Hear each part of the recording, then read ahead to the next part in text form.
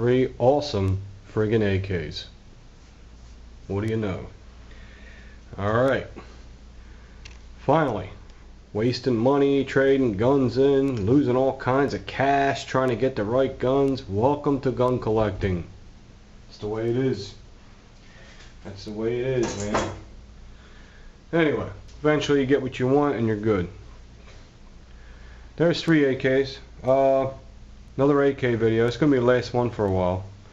This might be lengthy, so if you're an impatient person and you have an attention span of a gnat and you only like to watch people shoot guns, you know, and that's all you like, you're going to hate this, so leave. Leave, please. Thank you. This is for new AK enthusiasts. This is for people that are going to get into collecting the AKs or just getting an AK in general. Once you get one, you'll want another one. I heard some guy say, once I got one AK, what do I need another one for? Guess what?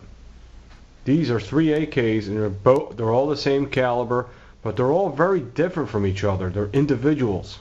Okay? I'm going to explain why.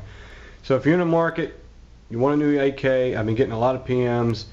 Dude, is this a good AK? Is that a good AK? What kind of AK should I get? What kind of AK? How much money should I spend? Well, I gave you all the AK guys' web channels. TMH on Fire 102. Z-Boy CO. He's another one. Humans for Targets, Paul. He's pretty knowledgeable with AKs. Tex Grebner, he's got a lot of AKs, you know. There's quite a few of them out there, and I forget, there's another guy that's really serious. He's got real high quality stuff. You know, I see all these guys with AKs and all, and the ones I take most seriously is the ones that have the good AKs, because they're serious, okay? Wasser 10s, man, they're for the guy that don't want to spend any more, don't want to spend a lot of money, and it just wants a working AK platform rifle, and that's all it is. It's an AK platform rifle, and it's very cheap, but it works. It does have a chrome barrel. That's the only plus for that rifle, and it's reliable and they work. But will it work in the long road? You got to look at the long road. I seen someone do a comparison video, a Wasser 10 compared to an Arsenal. Now come on, guys. If you know a little bit about AKs, you know the Wasser 10 can't hold a candle to the Arsenal. It's not even close. At the time, will they both perform? Yes. Will they both be accurate? Yes. And which the Arsenal will be a little more accurate. But what about the long term and the beating of it? And you know what I'm talking about? Through time. The Arsenal is going to be the one standing. So don't buy cheap stuff, is what I'm saying. Because down the road, you're going to say, shit, I should have got the good one. Okay? That's what this is all about. Which AK should I buy? Which one do I start with? Here you go. Alright, here we go. I got a list of like 10 or 11 things that I look for. And the first thing I look for is the overall appearance of the rifle. I'm a visual person. Most men are. Looks is very important. Okay? Some guys, there is some guys that ain't. They don't care what a gun looks like. God bless you. That's less stress for you. The overall appearance, well, the Polytech's going to have the best overall appearance because it has the best finish. Because it's not paint. It's like an oxide or some type of bluing system. It's more of a finish. You understand? So the Polytech's got my vote for the overall appearance. Second, I would put the Yugo because that's a finish. It's Parkerized. And unbelievably, I would sadly put the Arsenal last because it's paint. It's just spray paint, like the Sega 12, but it's a little bit smoother and nicely done than the Sega 12. But believe me, the Arsenal's going to win in other things too, so don't get all bent out of shape. That's the overall appearance. The fit and finish, well, like I said, we just talked about the finish. the polys first with the finish. As far as the fit goes, the Arsenal has the best fit, like of all the parts, the furniture, the solid feel. The Yugo also is very close to the Arsenal with its fit. It's very heavy duty. It's solid. Nothing wiggles around. Nothing. Okay. So, but as far as fit goes, I have to give it to the Arsenal. Okay. The Arsenal wins on that. Barrel thickness. Well, if you can see, I could show you. I don't know if you can tell on the camera. But here's the thickness of the barrel of the Arsenal. See it? Take a good look at it for a while. Okay? It's pretty thin, but it's good steel. It really doesn't matter. It don't matter much. It's good steel. Now look at the Yugo's thickness. See it? It's way thicker. It's way thicker. And the Polytech is the same thickness as the Yugo, which I'll show you. Oh, this shit don't start fucking falling. Okay. There's the Polytech's thickness. It's nice and thick. It's heavy duty. Okay. So, you know, the Chinese AKs are awesome. They're very expensive. You know, a lot of stuff that's made in China is fucking shit. But their AK-47s and their dishes, they're off the charts. That was a joke. All right. So the barrel thickness is going to have to go to the Polytech and the Yugoslavian. As far as the Wasser, I'm not sure, but I wouldn't even, like, if I were you, I just wouldn't get why would you get an Arsenal? I mean, sorry, why would you get a Wasser? Why would you get a Wasser when a Yugoslavian might be $80 or $100 more, and it's 10 times nicer of a rifle? It's just better. There's more work in it, better finish. It's just a better rifle. For $100 more, there's no excuse to cheap out on it. You know what I mean? So, not trashing the washer because they shoot good, they're reliable, they're even accurate. They got a chrome line barrel. But like I said, the long term we're talking about, right? All right.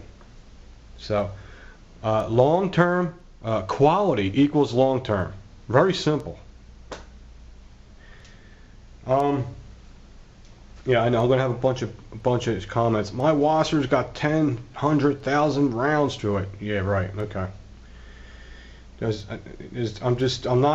not trashing the Wasser because I had one. I just don't like the fit and finish. It feels like a tin can. Okay. That's why I want a gun to feel nice. I want it to look beautiful, and I want the action to feel smooth as balls. And balls are smooth. Anyway, we get that? Stocks. Well, as far as the stocks go, I have to give it to the Arsenal. The Arsenal stock.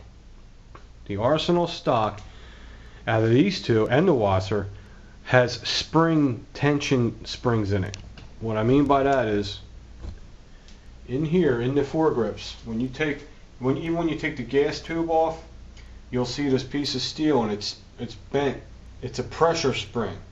So every time you put this back, the furniture is going to stay tight all the time. I love that. Beautiful job, Arsenal. Way to go on that. Beautiful.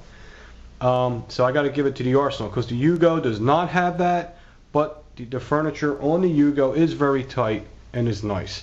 Once you break it down, when you put it back together, does it get a little loose? Yes, it does. But there's a trick I will show you on how to fix that. I mentioned that in my last video, but I forgot to show you. What about the furniture on the Polytech? Well, first of all, the Polytech's wood furniture, so it shrinks and expands. So wood AK's furniture can get very loose, and then sometimes it gets tight. It depends on the weather. It's wood. Okay, but there's a thing I do, and I would like to show you guys what to do with that. Some guys use, a piece of rubber. That's okay if you're single shotting, but if you're gonna rapid fire your weapon, it's gonna melt. So you don't want to use rubber. What you use is tin foil. You use tin foil. If you have loose furniture on your AK-47 or whatever one you got, what you do is you take all the furniture out and you pack, see this part? The collar that holds the furniture in?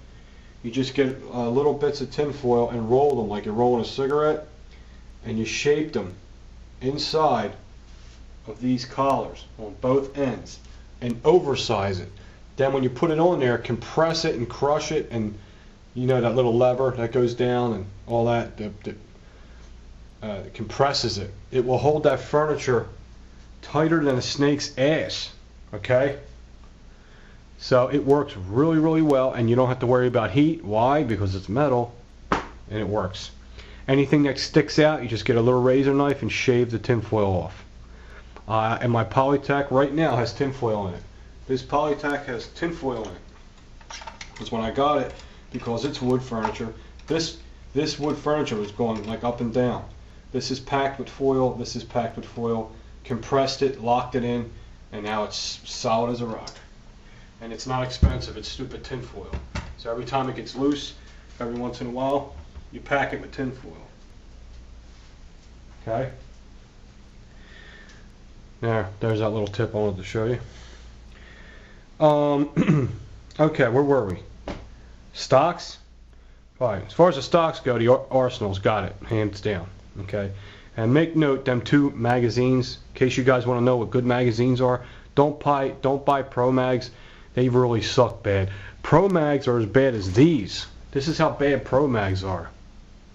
Fruit Rings.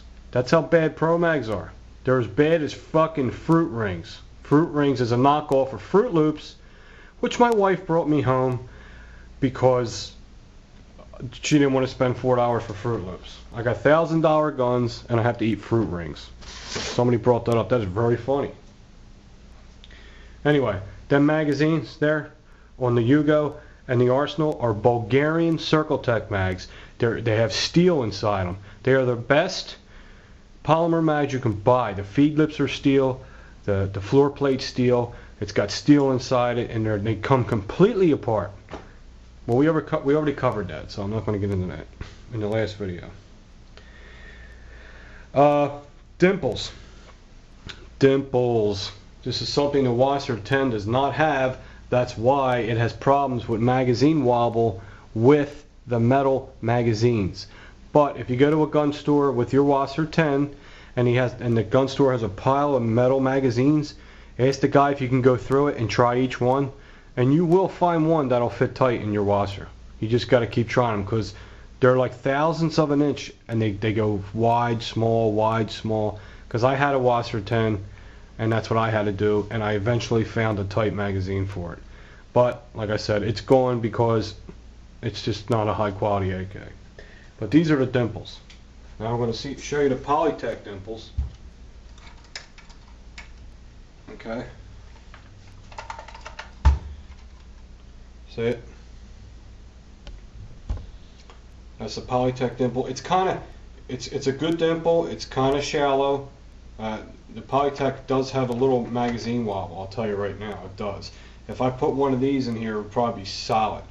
But like I said, I ain't worried about that because I don't want to change anything with this because it's an original. But it doesn't have it has a dimple, but it's not a deep dimple is what I'm saying. And probably when that came out, I don't think these magazines existed.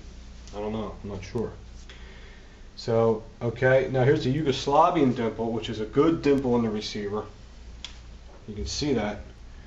It's very big, it's very wide, it's deep, and it holds that pretty tight. It moves a little, but it don't wobble, is what I'm saying. Okay?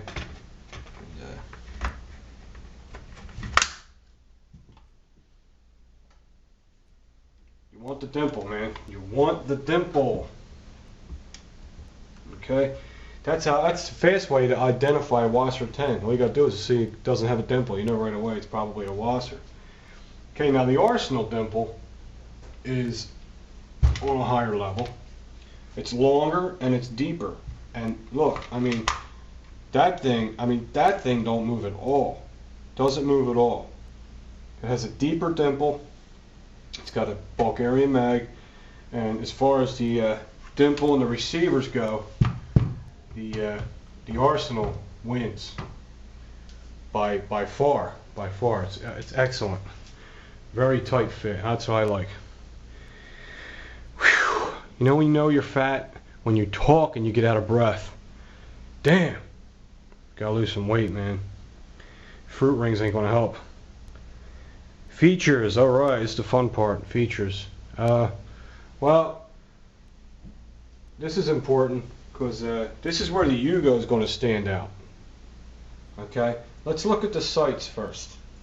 If you look at the Arsenal sight on the Arsenal, okay, see that bad boy? Hold up. See the sight? The front sight. It has an open hood, an open sight. See, the top of it's open, but it's a good sight, and they're not canted. The Arsenal sights are straight, not like the Wasser 10. Some of them are canted, some of them are not. Some of them are okay. So I mean, there's all kinds of issues with them.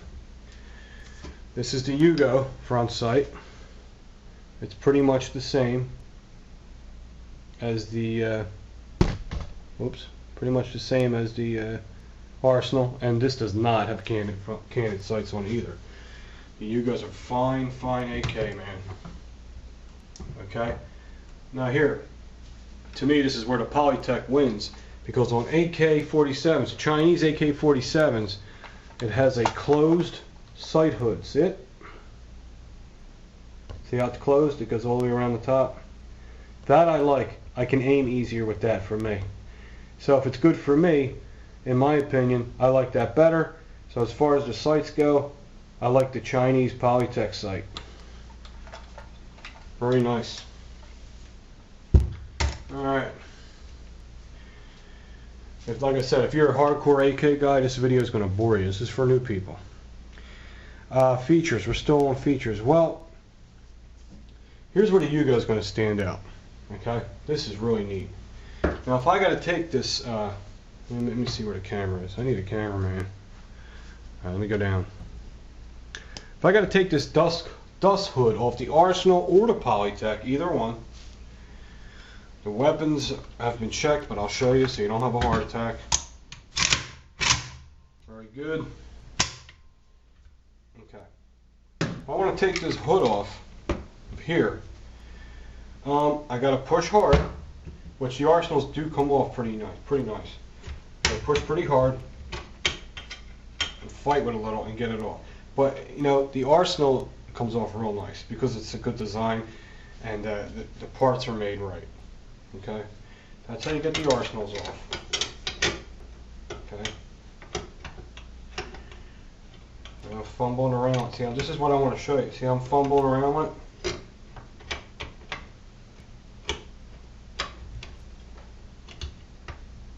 It is a new gun. Okay, it's on.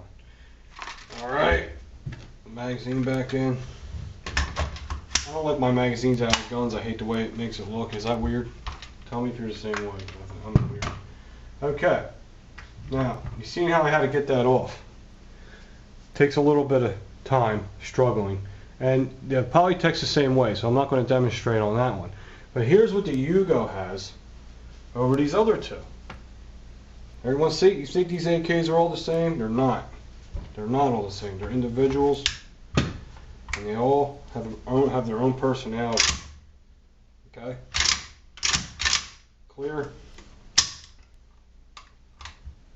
Now, what's cool about this is what I love about this.